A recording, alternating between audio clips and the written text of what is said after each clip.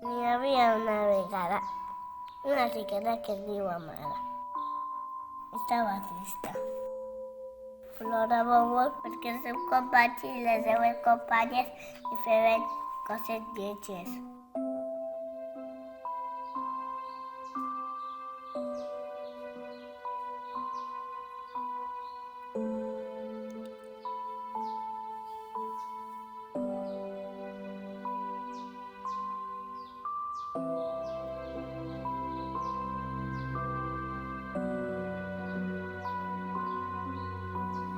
Fins que un dia va aparèixer la màgia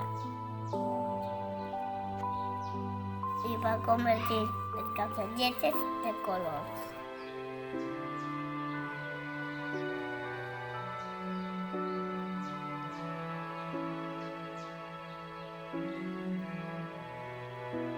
Vols saber quina és la màgia de Marla?